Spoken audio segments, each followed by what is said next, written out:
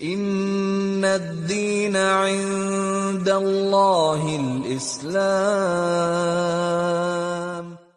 اسی طرح سے اللہ کے نبی صلی اللہ علیہ وسلم فرماتے ہیں احب الکلام الی اللہ اربع، چار باتیں ہیں جو اللہ کے نزدیک سب سے پسندیدہ کلام ہے۔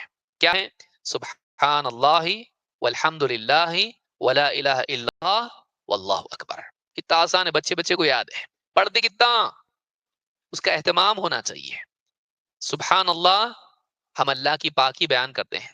والحمد للہ، ہم حمد کس کے لیے ہے؟ اللہ ہی کے لیے ہے، اللہ ہی واقعی مستحق ہے تعریف کا۔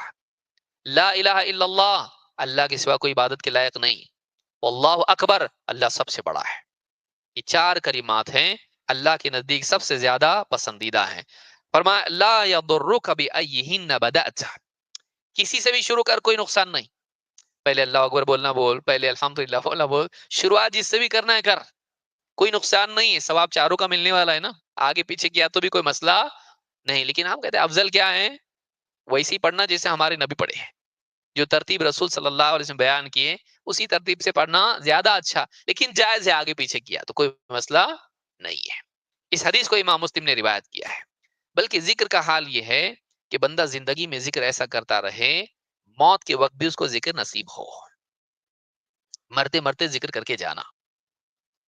اللہ کے نبی صلی اللہ علیہ وسلم فرماتے ہیں، معاذ بن جبل رضی اللہ عنہ کی حدیث ہے، کہتے ہیں سألت رسول اللہ صلی اللہ علیہ وسلم ای الاعمال احب الی اللہ تعالی، میں نے اللہ کے رسول صلی اللہ علیہ وسلم سے پوچھا، اے اللہ کے رسول، اللہ کے نزدیک سب سے پیارا عمل کون سا؟ صحابہ کو آپ دیکھیے کیسا پوچھ رہے ہیں، ہم کیسا پوچھتے؟ مولوی صاحب بغیر عمل کیے جنت میں جانے کا راستہ ہے کیا کوئی؟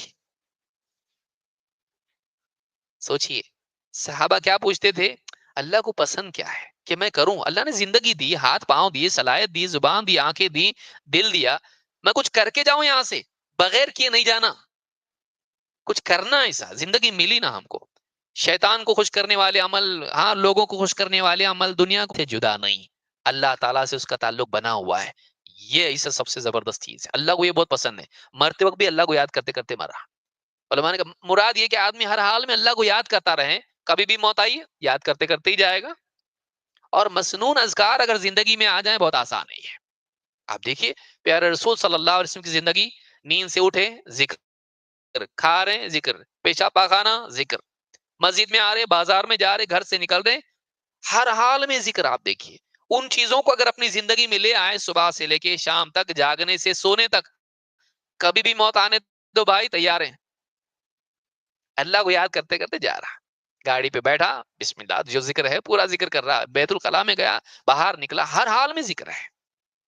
تو آدمی ان کا اہتمام کرے، یاد کرے ان اذکار کو، اور ان کا اہتمام کرتا رہے۔ کسی بھی حال میں موت آئے گی تو اللہ کی یاد پر ہی موت آئے گی۔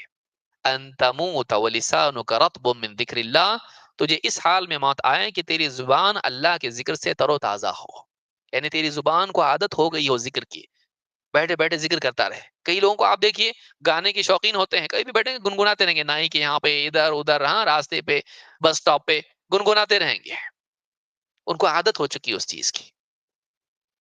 لیکن اگر وہ اللہ کی کتاب قرآن پڑھ رہا، اللہ کا ذکر کر رہا، مناجات اللہ سے کر رہا، بیٹھے بیٹھے دعا کر رہا اللہ سے کچھ، یہ عادت اگر ہو جائے انسان کو تو یہ کتنا قیمتی انسان ہے کہ اللہ کو یاد کرنے والا آدمی ہے۔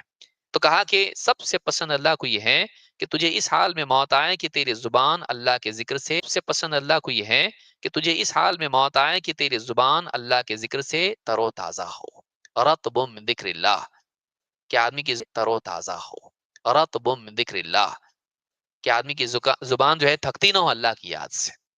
اور کتنا جاتا ہے آدمی، کیا محنت کرنی پڑتی ہے ذکر کرنے میں، قیامت کے دن معلوم پڑے گا اس کا ثواب کتنا ہے۔